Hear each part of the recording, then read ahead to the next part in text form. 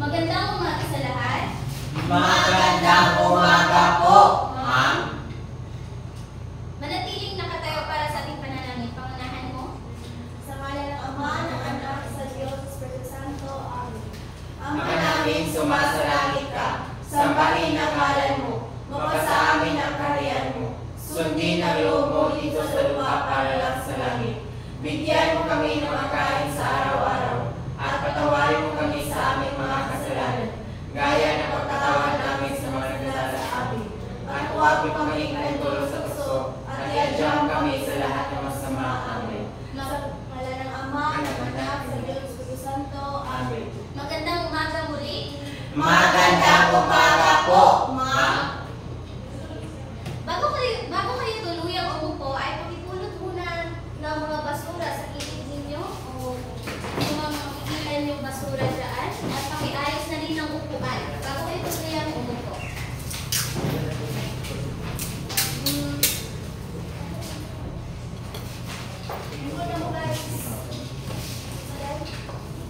Ngayon ay magtatala muna ako sa mga lumiban. Meron bang lumiban class? Wala po. Wala po, ma'am. Ngayon ay nagagalak akong marinig yan.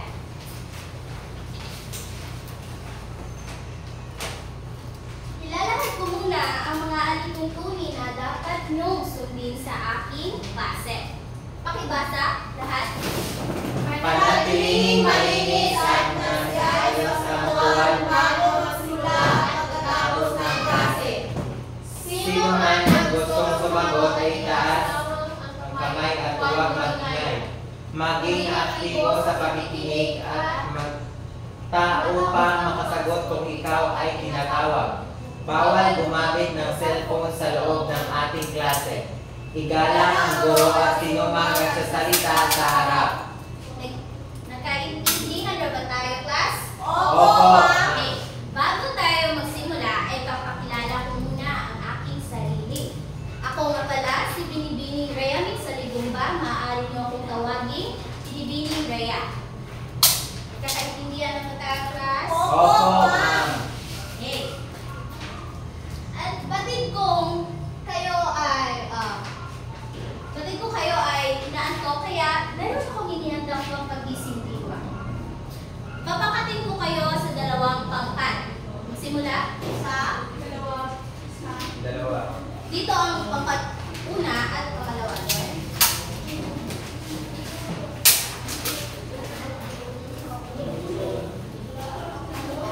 At pangkat una. Pangalawa. Basahin ninyo ang panutot sa likod. Panuto, ito ay isang laro na tinatawag na hula blue. Happy. Dito isasabit ang larawan.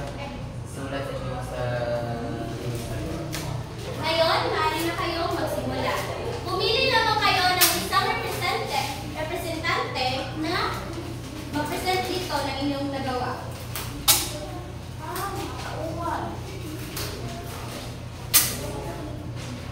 Bibigyan ko lamang kayo ng 5 minuto.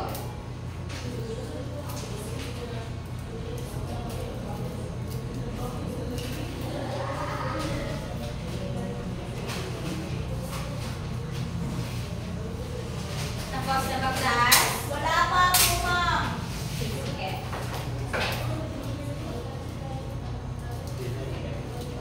Huwag kayong mag-alala dahil pagkatapos ninyong mag-represent dito sa harap, ay bibigyan ko kayo ng gantimpala. Wow, wow.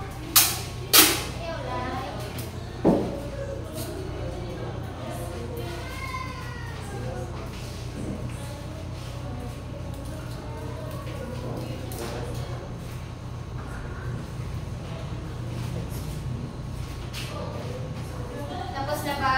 hindi pa po nagsusulat na lahat.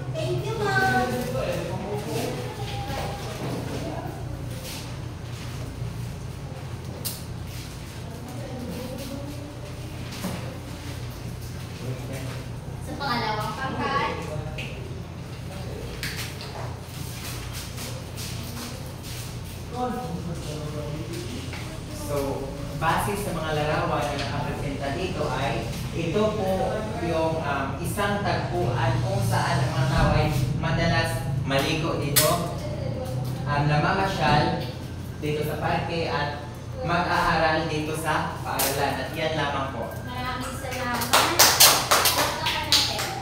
Thank you po. Okay.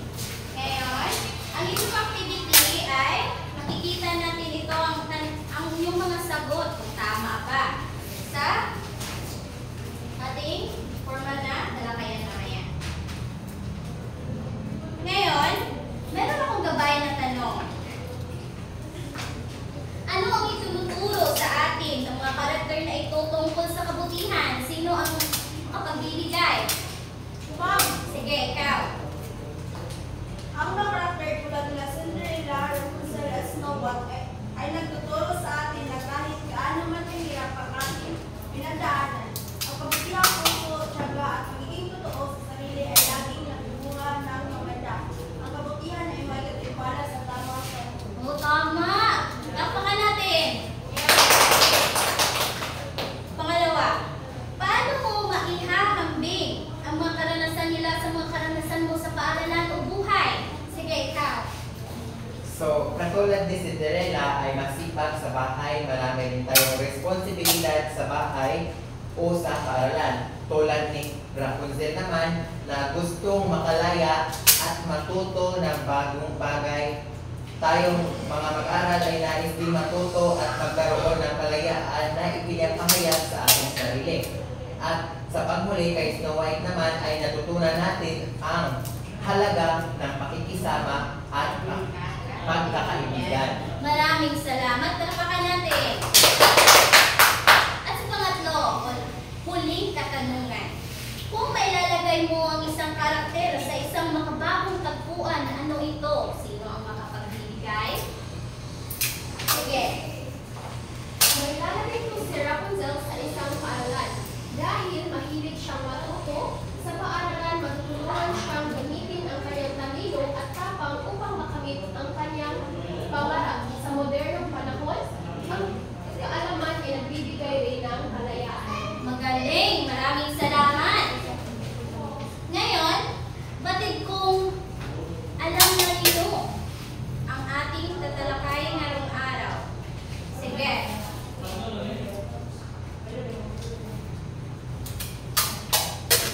Magpapakita na ako ng ating diskusyon. Basahin mo. Kasi basahin mo. Maikling kwento at mga elemento nito. Sino ang makapagbibigay sa akin kung ano ang maikling kwento? Wala? Sige, ako na lang. Pero bago tayo umabot niyan, ay tayo muna ang mga layunin. Pakibasa lahat. Nakapagbibigay ng kahulugan sa bawat elemento ng maikling kwento. Nakabubuo ng maikling kwento batay sa elemento. Nasusuri ang isang maikling kwento gamit nito. Nakakagawa ng isang maayos na organisado maikling kwento batay sa natutunan. Ngayon, nakagawa na ba kayo ng isang maikling kwento, class? Oo. Hindi. Sino makapagbibigay sa akin ng mga elemento ng maikling kwento? Ha? Sino? Sino makapagbibigay sa akin ng... Sige, ikaw. Tauhan, tagpuan, bakit? Maraming salamat. Lapakan natin.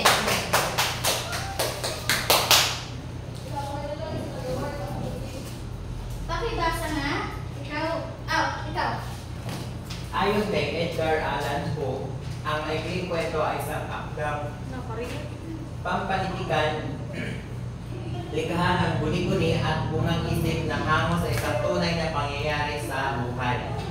Magaling. Palakpakan natin.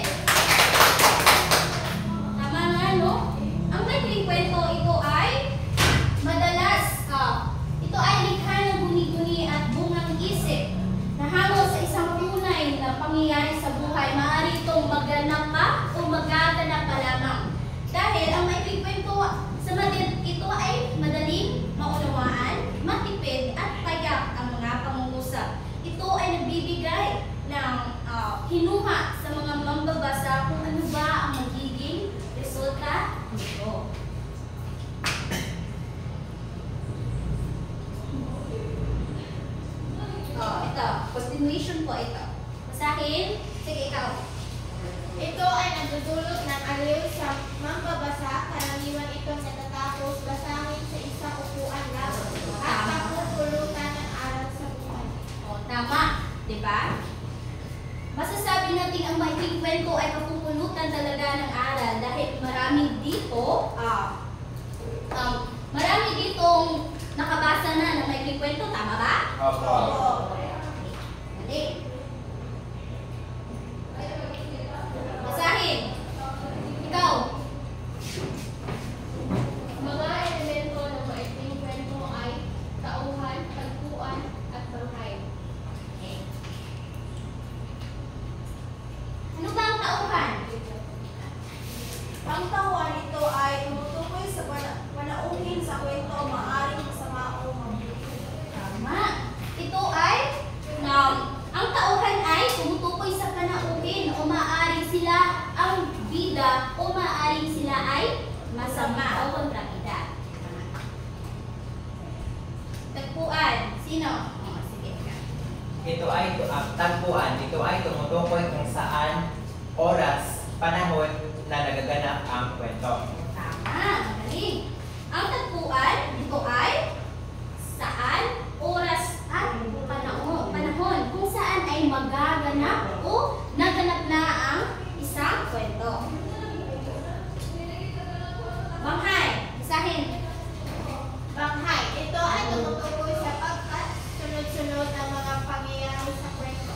Tama. Dahil ang banghay, ito ay tumutukoy sa pagkasunod-sunod ng isang kwento. Siyempre, kung merong banghay, meron itong 5 elemento. Basahin. Ikaw. Mga bahagi ng banghay. Una, ang panimula o ang simula. Pangalawa, saglit ng kasiglahan. Pangatlo, kasukdulan. Pang-apat, kakalasan. At panglima, ang wakas. Tama. Okay. Okay. Panimula o simula.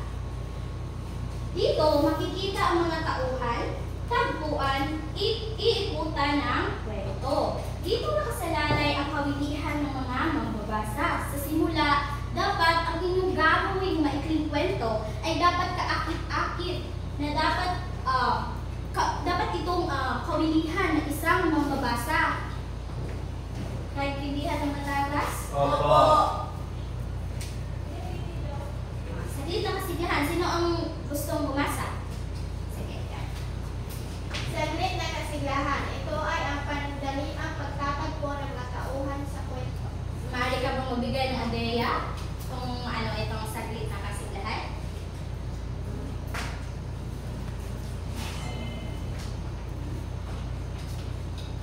Sige.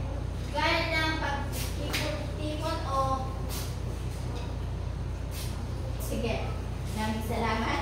Ang saglit na kasiglahan, ito ay panandaliang pagtatagpo ng mga tauhan sa kwento. Kung saan dito ang kontrabida at ang bida ay nagtatagpo na, ngunit hindi pa ito nagaganap kung ano ba ang suliranin ng tauhan. Dito sa kasukdulan. Sige, ikaw G. Ikaw. Kasukdulan ito o dito na nangyari ang problema sa kwento. Sige, may idea ka ba? Para sa akin, ang kasukdulan ay pagsisimula sa mga problema na dapat lunasin ng bida. Okay, maraming salamat. No? Ang kasukdulan, dito ay nangyayari na ang suliranin. O dito na nagaganap ang problema ng tauhan. Ito, sa kakalasan, sino makapagbasa at magbibigay ng idea? Kakalasan. Dito ay bumababa ang takbo ng kwento. Nagbibigay ito ng daan sa wakas. So, pag sinasabi natin ang kakalasan, ito ay nagiging malinis sa wakas. Maraming salamat. Ang kakalasan dito ay nagbibigay ito daan sa wakas kung saan ito ay malapit na sa katapusan. At sa wakas, sinong sige ikaw?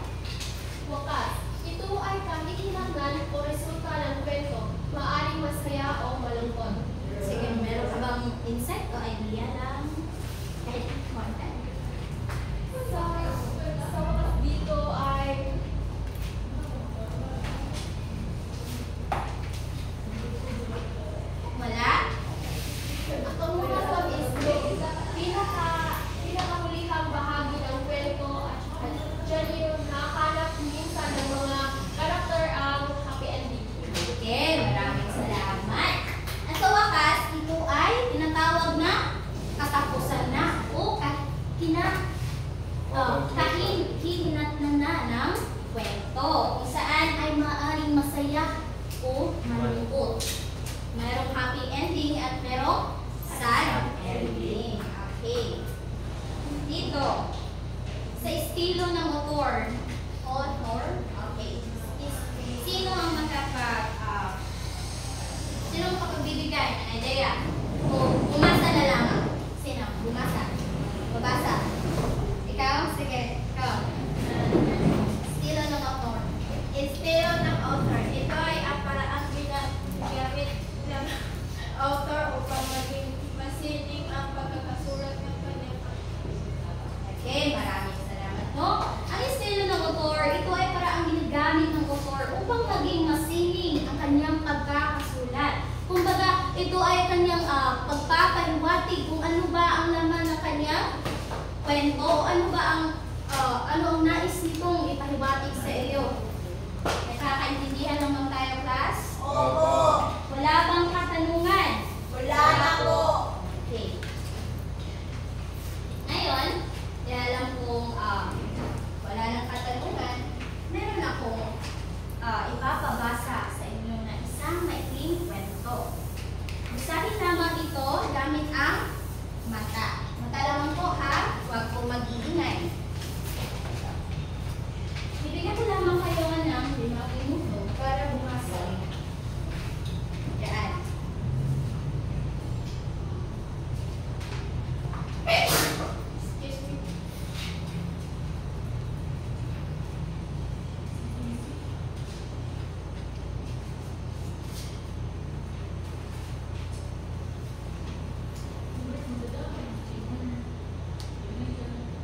Tapos na ba? Wala pa po.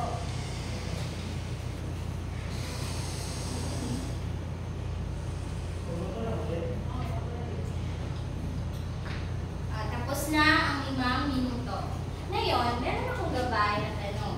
Base sa inyong binasang kwento, sino-sino kaya ang mga tauhan doon? Sino makapagbibigay? Sino-sino kaya ang mga tauhan doon? Sino-sino kaya? Wala?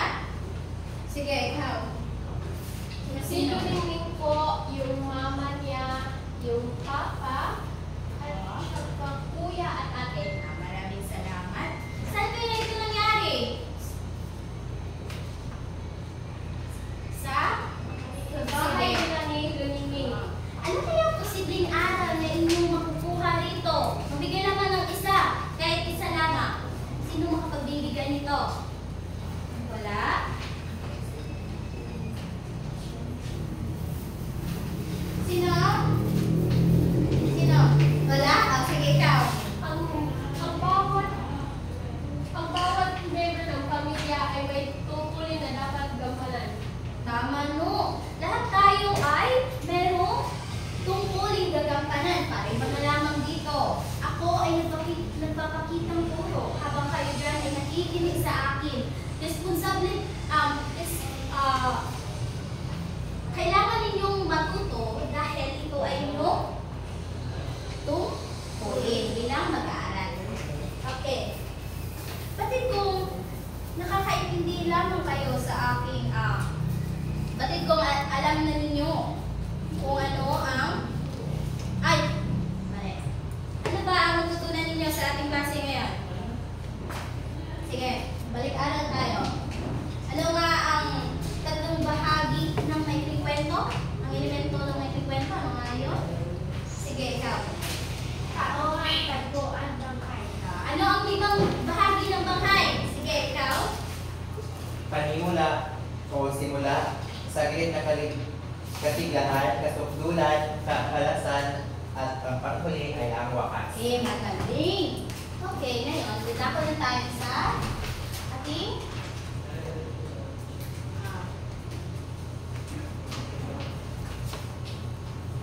gawain. Dahil alam ko naintindihan na talaga ninyo ang ating klase. Ngayon, panuto. Basahin ninyo ang panuto. Ayon sa napag-aralan natin ng mga elemento ng kwento, sagutan ang mga sa ibaba. Kumuha ng isang kapat o Dapat sagutan nito. Bibigyan ko lamang kayo ng 5 minuto. Mali yan, class, hindi po yan sangkapat, kundi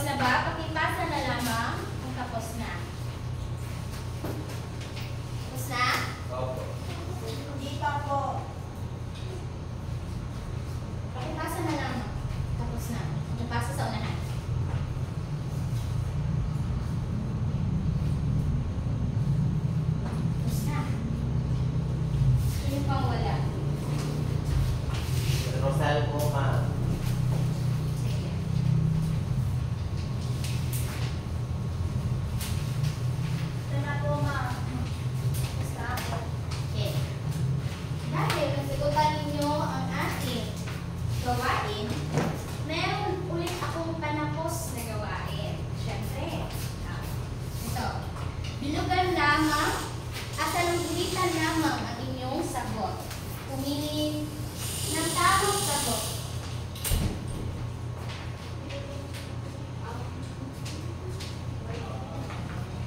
Bibigyan ko lang kayo ng 5 minuto para sagutan iyan at ipapasa dito sa harap.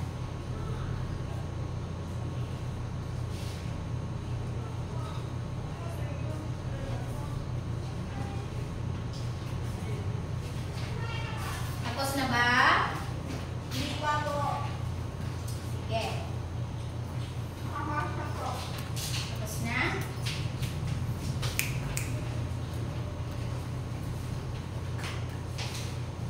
Tapos na? O, tapos na ang 5 minuto. Pakipasa na. Hindi ka pa ba ba tapos? Hindi pa. Okay. Para sa yung takdang aralin, pakibasa nga lahat. Sumulat ng isang maikling kwento, 5 hanggang 10 pangungusap na may malinaw na tauhan, tagpuan, banghay, at makita ang estilo o pamatayan sa pagsulat.